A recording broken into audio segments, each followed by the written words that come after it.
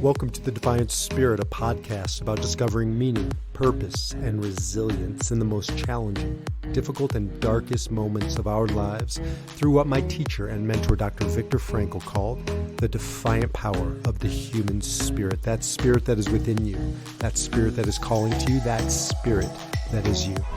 I'm Dr. Baruch Halevi. This is The Defiant Spirit. And now, on to our podcast.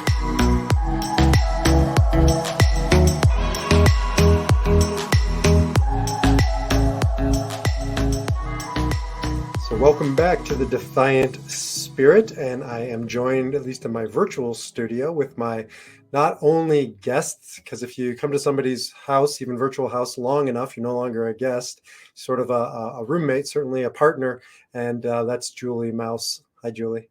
Hi, thanks for having me.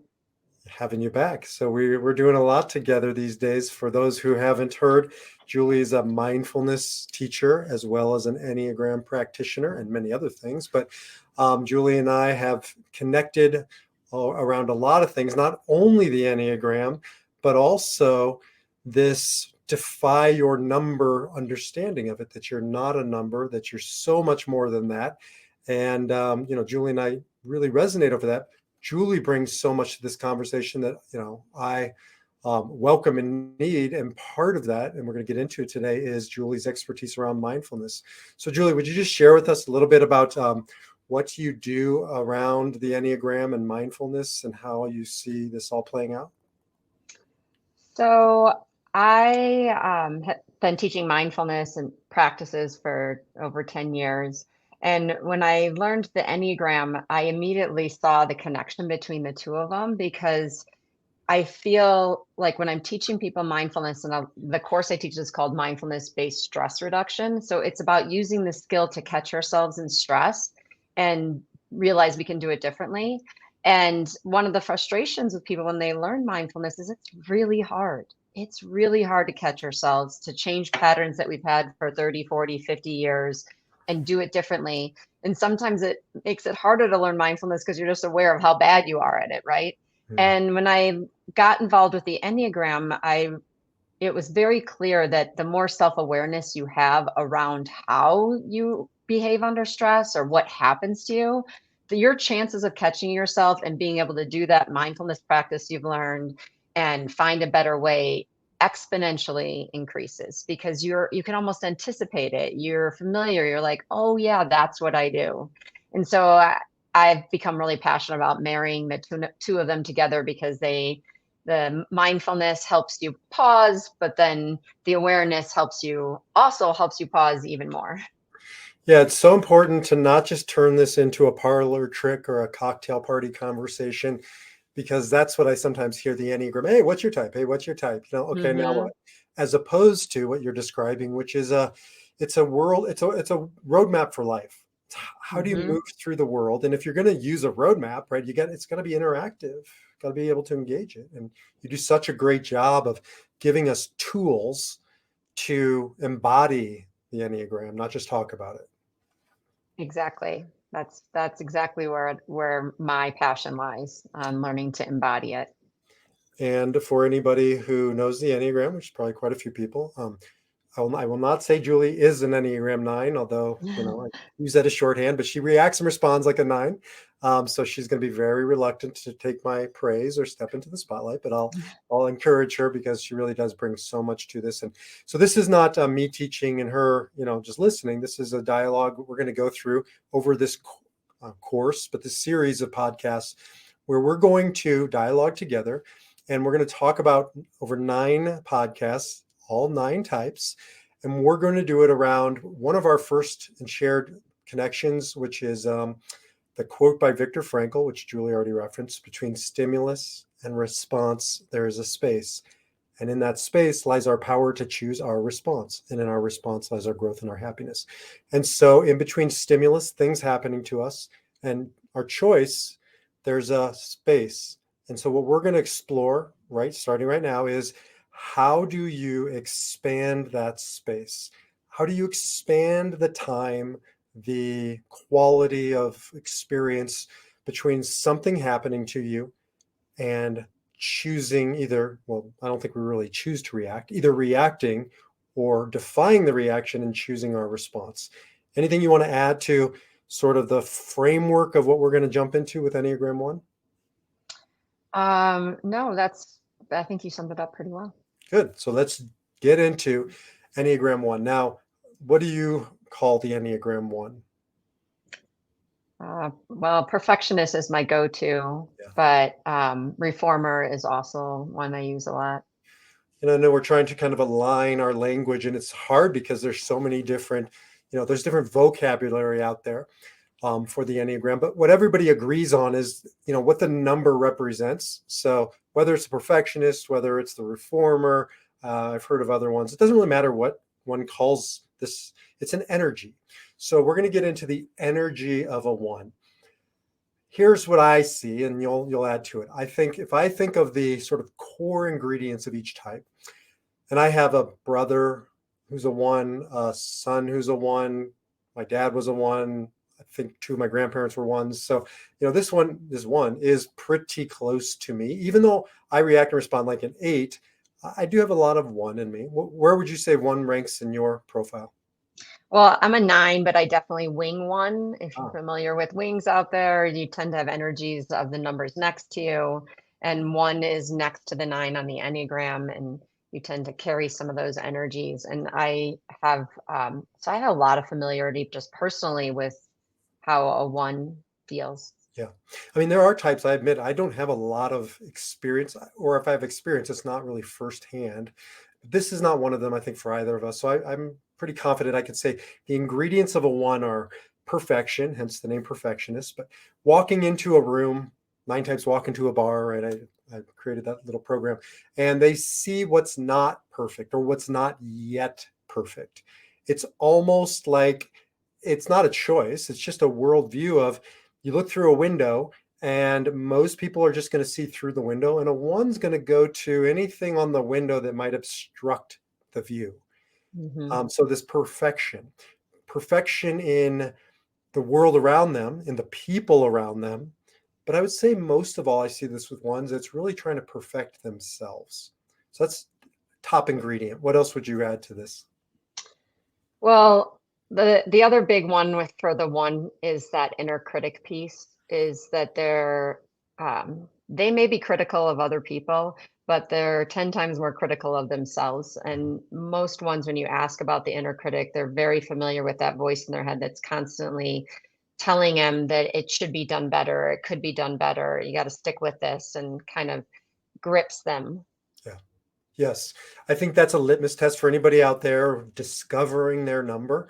Because again, you don't need a test. You don't need Julie or myself to tell you. Only you can really identify and decide. But one of the, I think, true litmus tests of a 1 is, like Julie, you're talking about, do I have an incessant inner critic? We all have an inner critic, but a 1's inner critic is like on all day, every day, probably for as far back as they can remember.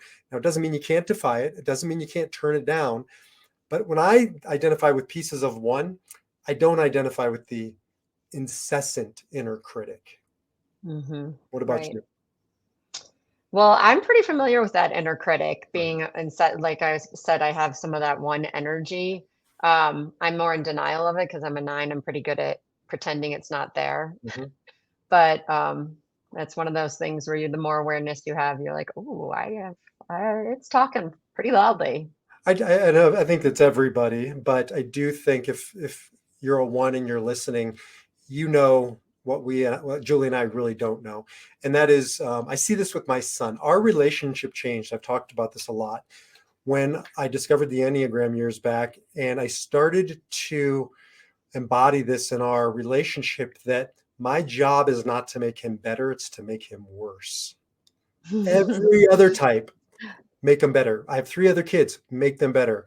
Him, he doesn't need me to add to his critic. And once I stopped adding to the critic and tried to help him forgive himself and minimize the critic, our relationship just got so much better. Yeah, right. It's that all in the Enneagram, they say treat other people how they want to be treated, not Right. how you want to be treated. So Yeah. true. So true. And that's Yeah. one thing, if you're in a relationship with a one, um, I've counseled a one who was his sort of well, this is another core piece of a one, integrity, responsibility, integrity. Ones are the best people I know from a they want to be good. I think their Hmm. whole life they have longed to be the good boy or the good girl. Yeah, and I think that's why you can really hurt a one when you're getting upset with them for seeing what's wrong because Mm. the motivation is just to do it right. They want to help you see the better way to do it. And it's, this is how you know you're inside your Enneagram type, I think, when if somebody attacks that piece of you, you can't breathe. It's like the wind is knocked out of you. So, for instance, this person, his integrity was called into question, and it was devastating to him. Like there are other Hmm. types that would have been hard, but for him, it's he couldn't function when his integrity was being attacked. And so, one of the things I spoke to, about the person who was attacking him, which you should never attack, but is can you address his actions, his behavior, not his essence, who he is? Hmm. Right. Because for one, that's what they care about more than anything, and it's what they're proud of too. They know they see things that other people can't see. And most ones I've met, maybe all ones I've met, if they could have done better, they would have done better. But they did the best they could in the moment with what they had, with what they knew, where they were. And Hmm. that's one thing I think about with ones. If I'm on an airplane, if I'm going under the knife in surgery, the last thing I want to hear is very last thing I want to hear coming out the mouth of the surgeon is don't worry, I got this. I'm an Enneagram one, right? Like Yeah. that they did not cheat in med school. They got probably straight A's, or they certainly worked their tail off, right? These are people who are earnest, hardworking, and they want to be good. So that's just a driving energy of at least everyone Hmm. I've known. Yes, exactly. And I think sometimes if you're in relationship to a one with a one, you can forget to like thank them for all they do because they, like you said, they walk in the room, they see what's wrong, as opposed to getting irritated with them for seeing what's wrong all the time. Yeah, you probably, excuse me, don't need to point out what's wrong because they've already seen it and Hmm. it's not news to them. Unlike other types, I mean, a seven, a four, whoever, but not a one. And I think it just adds to their burden. And Julie's going to lead us through a guided meditation, not only for ones, but around the one energy. So even if you're not a one, we all have this one in us somewhere, rank ordered. And but we all know people who are ones. So, but one of the things I see with at least most of the ones I know is there's a rigidity, even manifest in their physical, in their posture, in the way they carry themselves. Have you seen that? Oh, yeah. I think that that's characteristic of a one person. How I kind of tend to know that they're a one is they can kind of sit a little bit taller, their spine a little straighter. You can feel a tightness almost inside them. Let's talk about that because they're part of the body, action, gut center. There's three triads for anybody listening. And the top of the Enneagram is 8, 9, and 1. And so this is the action, gut, instinctual types. And so each one does a little different thing with it. So I, as an 8, overexpress my instincts, my action. I tend to do too much. Um, Nines, well, Julie, what do nines do with that stuff? Well, nines pretend they don't have it. The least action They, type, and yet they're action. yeah, yeah. So they tend to, well, completely underexpress, but to the point where they seem like they're checking out and not paying attention. Yeah, so eights are an outward energy, and nines are a conflicted or a going away from, and ones are inward, repressed, pushed down. And at least my experience, and you tell me because you're a nine, my experience of nines and ones is that, and oftentimes it's a revolving around anger. That's what eight, nines, and ones are all primary. We're dealing, everybody deals with it, but eight, nines, and ones are really close to anger. Eights overexpress anger. Nines tend to not know they're angry or go away from it. And ones, you can feel that repression, that pushing it down. So Hmm. on the surface, maybe they're coming across like there's no anger, but I think usually everybody around them knows they're angry. Yeah, you can almost feel it. But they don't think it's okay to express that anger, so they push it down, and it can kind of come out sideways, or you can feel that sense because it takes a lot of work to push that anger down instead of learning to manage it. And maybe this is a good place to dive into the one in reaction versus in response. Yeah. Well, you brought it up, so you take us down that path. What is a one in reaction Yeah, response? so because I see that for one, if they can feel that tightness or that pushing down, that energy in their body, it takes a lot of energy to do that. And I've talked to ones who they describe it like a buzzing and electricity in their body because they're using so much energy. If they're if they notice that in their body, they can pause and pay attention to it and not go into this reaction, which might be to say something completely different or say something. Well, either they say something that's a little harsh or the words come out of their mouth, their anger, they can't hold it in, or they are working so hard to hold it in. What comes out of their mouth, they think it's nice, but everyone can feel that they're angry. Right, because they've gone through 30 iterations of changing and softening, and it's Yes. still too spicy. Yes, exactly. So in reaction, and I think one, it's very palpable. They can feel this energy that they're working at to keep it at bay. And if they act in the world with that energy in their body, it's not going to be who they want to be. And they're trying so hard not to because they don't think it's okay, which, I have a lot of compassion for that. They're trying not to, and then it comes out sideways. But in response, which is different, if a one can stay in that space between stimulus and response, if they can stay with that energy, they can bring their attention to just feeling that buzzing and wait till it subsides. And a one friend of mine described it as instead of this tightness and this buzzing and this electricity, all of a sudden it feels like a breeze could go through her, or Mhm. it feels like there's a balloon in her belly, like it feels like there's expansiveness. And when that happens, she can what the way she acts in the world then is the way she is hoping to be in the world, a sense of calm, expressing with care behind it instead of with judgment, just kind of knowing instead of questioning what she's doing. And there's a sense of ease for her. Yes, and another way to respond isn't just ease, because I'm going to rattle off some of these people I think that are, if not one, certainly embody the one. Nelson Mandela, Mahatma Gandhi. Um, there's just some Michelle Obama. There's some big personality, Hillary Clinton.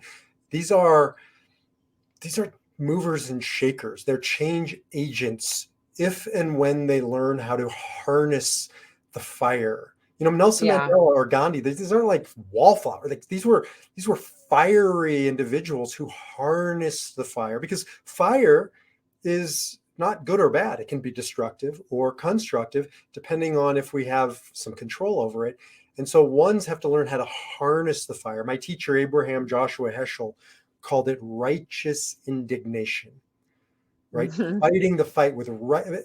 That's not anger. That's a harnessed anger for a purpose. And I know ones need a purpose. They're purpose driven folks.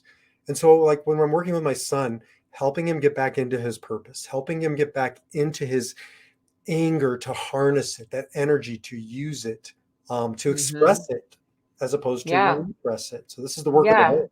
It comes from this beautiful, genuine expression of what they see to be right, as opposed to you can feel them pushing it down and they're just going to tell you with like their teeth gritted.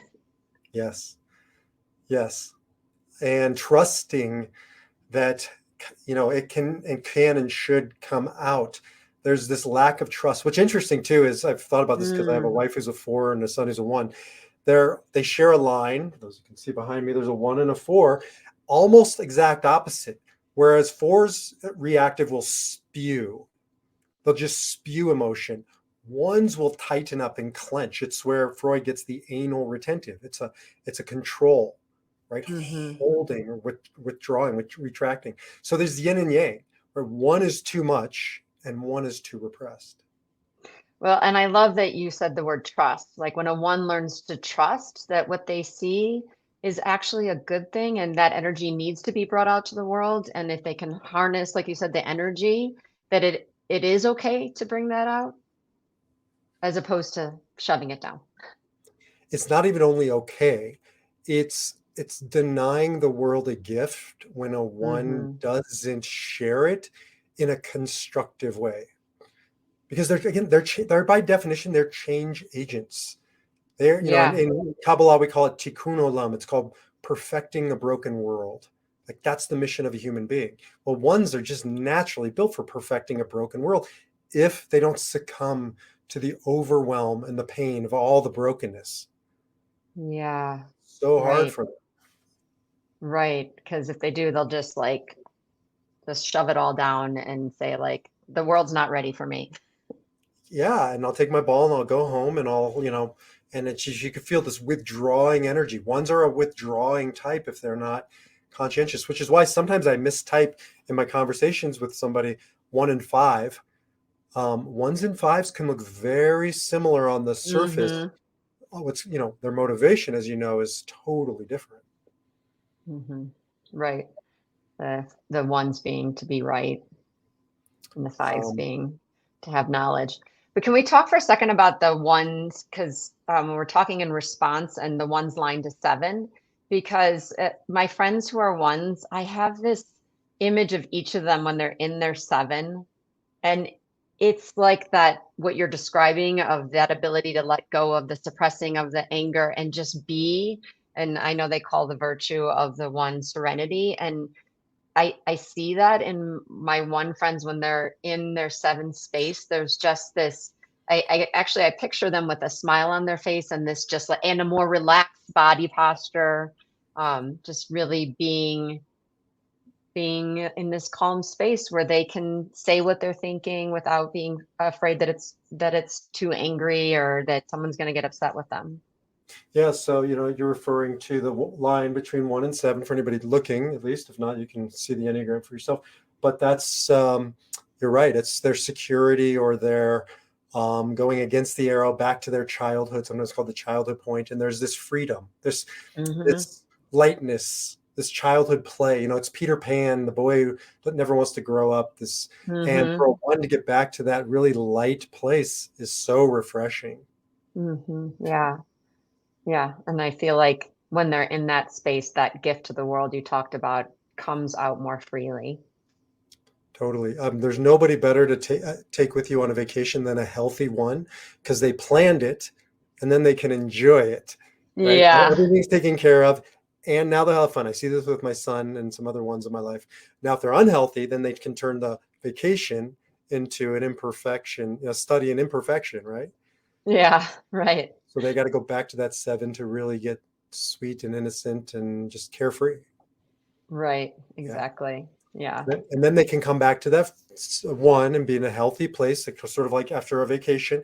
And then they can go down into that 4, which is a more depth, right, of quality of, emotion.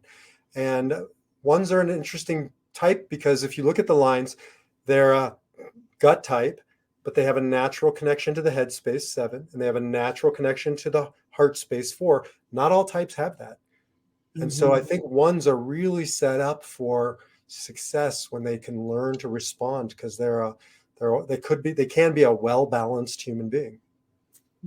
Correct. Yeah. And what I was asking a friend of mine before this podcast about how how she expands her space, like how she as a one keeps herself from, reacting, putting her foot in her mouth, or being too angry.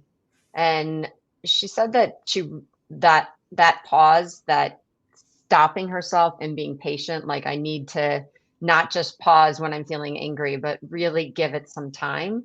And some time might mean I need to step away and just let myself settle down, or doing something like yoga or a walk or something intensely physical that helps her bring it down.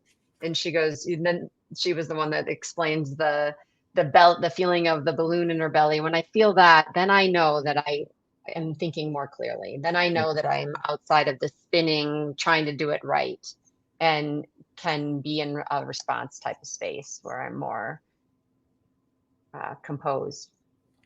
Makes perfect sense. So maybe that's a good, segue into the experience of a one shifting from reaction to response by expanding that space. And do you think this would be a good time to head into it? Sure, Okay. sure, yeah. So I really believe that the way to get to for every type to get to more responding to situations to our stimulus as opposed to a reaction, our habitual reaction, is that space.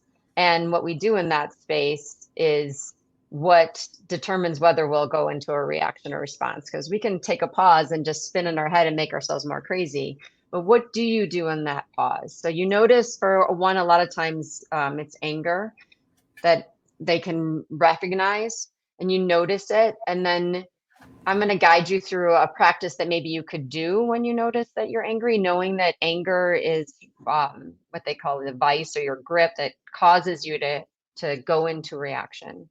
So we'll do a little practice and I'll ask you to think of something that maybe you're angry about, and we'll see if we can come into our bodies and if that helps you connect with what's happening in that space. That sounds Does that sound great. good?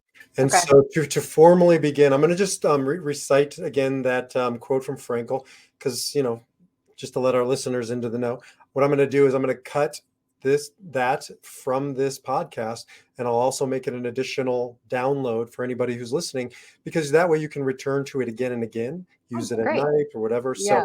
So if you're listening to us, please keep listening. We're going to go right into it, but we're going to start right now. Between stimulus and response, there is a space, and in that space lies our power to choose our response. And in our response lies our growth and our happiness.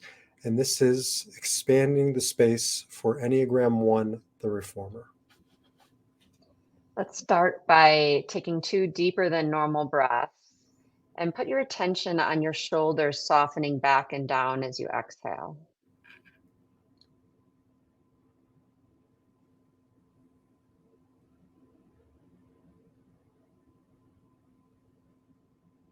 And then bring your attention to the bottom of your feet, noticing sensation. So maybe temperature, contact with the floor, maybe tingling at your toes.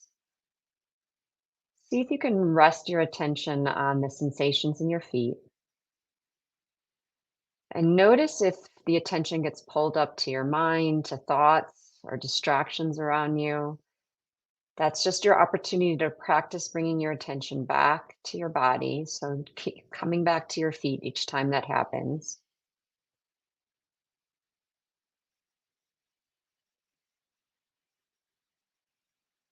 Noticing the ball, the arch, the heel, the top of the foot, the feel of your shoe or the floor.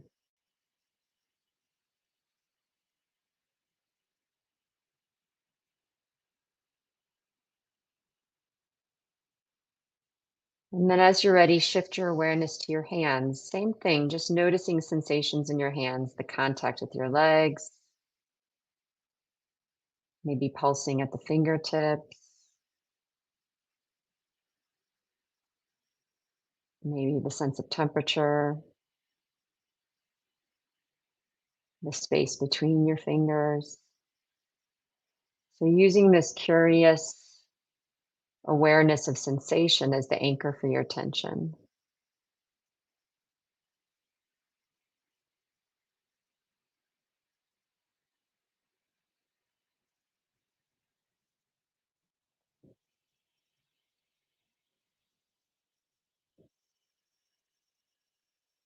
And now shifting your attention from the hands to your breath.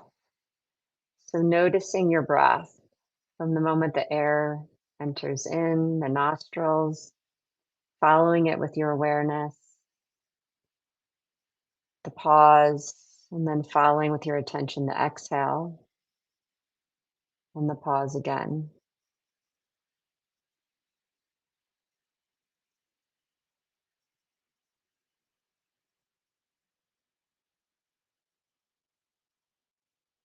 And then bringing your attention deep into your belly and noticing your breath here. So the belly expanding outward as you breathe in and softening as you breathe out.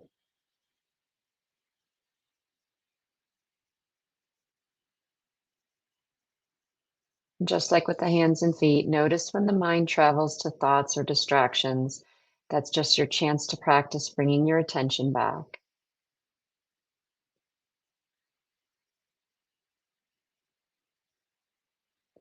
Get curious about what sensations you notice here as you breathe.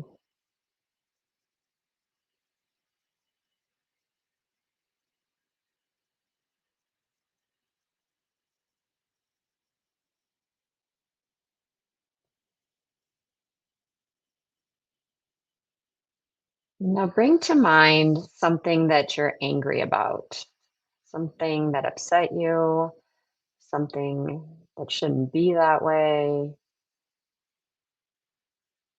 There's no right or wrong situation, just something that upsets you. Notice how the energy shifted from your belly up into your head as you think about it.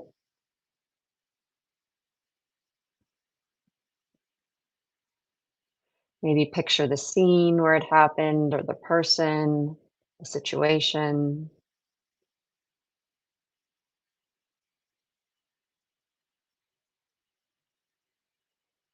And now bring your attention back to your torso area and see if you can notice any sensation in your body as a result of those thoughts. Maybe there's a tightness in your gut.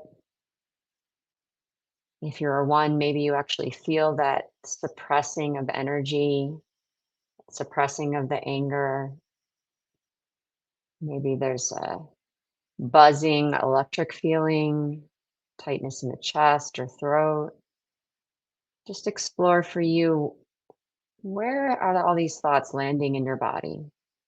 Not trying to change them, not trying to resist them, trying to learn how your body responds.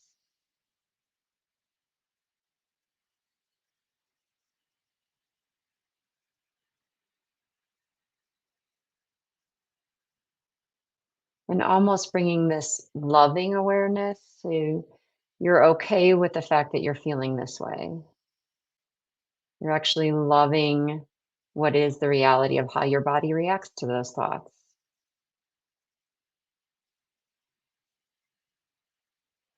And when your attention gets pulled back into thoughts, which often happens when we're thinking of stressful things, trying to solve it, see if you can, just like you did with your hands and feet, see if you can bring your attention back to the sensation in your body, that loving awareness of how your body's reacting to the thoughts.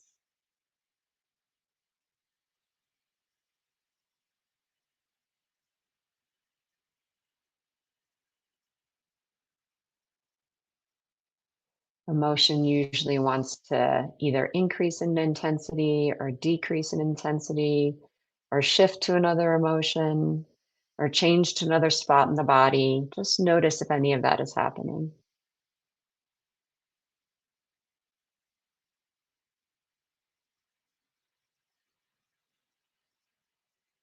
Continually bringing that loving awareness back.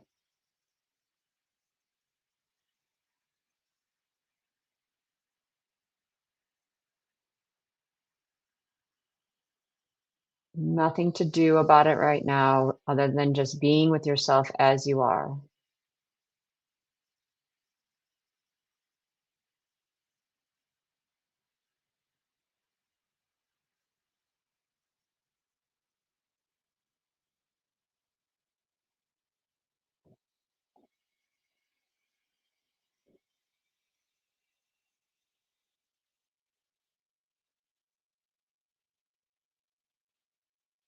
And you're more than welcome to pause this meditation if you're listening to the recorded version and just sit with that emotion for a while. And when you feel that that intensity feels lighter, or it feels like there's more space there, it's not quite as intense, shift your attention to your breath. So back to maybe the feeling of your belly rising and falling, Shifting that focus back to just noticing your in-breath, noticing the pause, noticing the out-breath, and the pause again.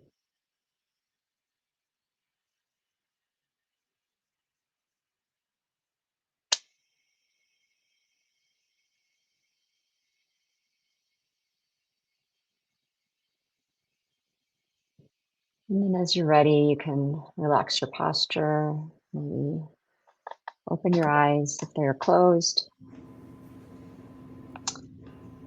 And before we jump right back in, maybe just reflect on what people noticed at the end of that practice, what you noticed in your body. Because I think those things that come up when we do a practice like that are, if we get to know them better, they can signal us that we need to pause. They can signal us that, ooh, I need space. I need some time before I act in the world so that I can bring that virtue of serenity out, which will just naturally come out if you've taken that time, if you've given yourself the time to be with that anger, be with your body's response, your body will naturally find that space where you can act in response.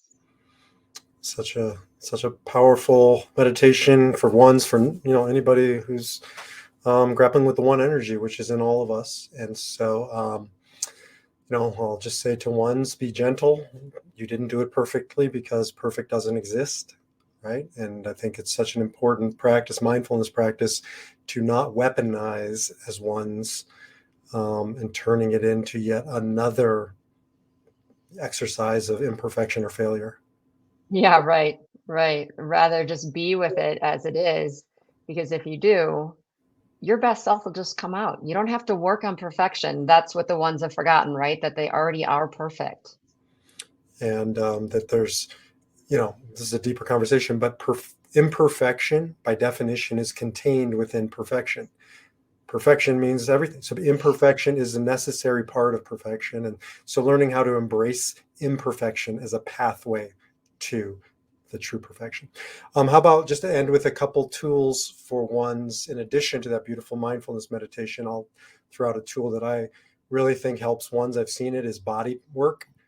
Um, Choose when ones go to body practitioners, like, massage is a simple one. I've seen that they get in touch with their body. They loosen up some of that tension and those muscles. So ones, if you're listening, I think that that's a great tool for anybody, but especially a one. Anything come to mind on your end? On tools for one is Tools for one. stop. Uh, you can't change what you see. You can't change that you always see what's wrong, but you totally can change what you do about what you see, how you act when you see those things. Um, Also great. And I'll end with one more, and that is that I think my wife says about emotion, better out than in, which sounds like a four.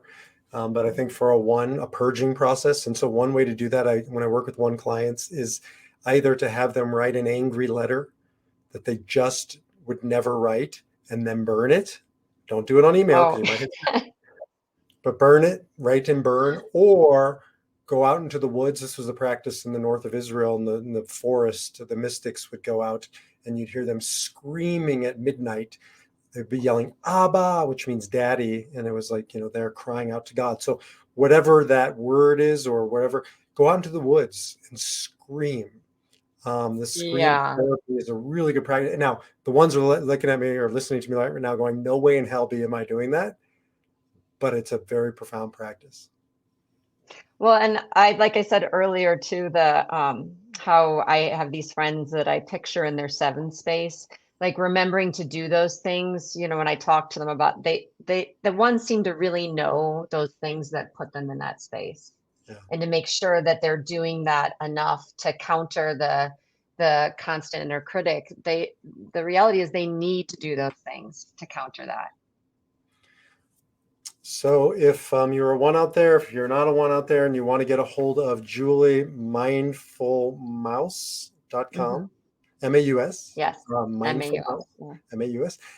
Or you can find her also now, I'm very proud to say, it's like proudly serve Starbucks coffee, proudly serve Julie Mouse over at Defiance Spirit, where you'll find her under the business section as Julie and I and our friend Katie are bringing the Enneagram to not only individuals, but also to organizations and businesses. So if you'd like to learn more about her, jump over to either of those places, defiantspirit.org or mindfulmouse.com. And until the next time, defy your number and live your spirit. Thank you so much, Julie. Thank you for having me, B. Spirit.org.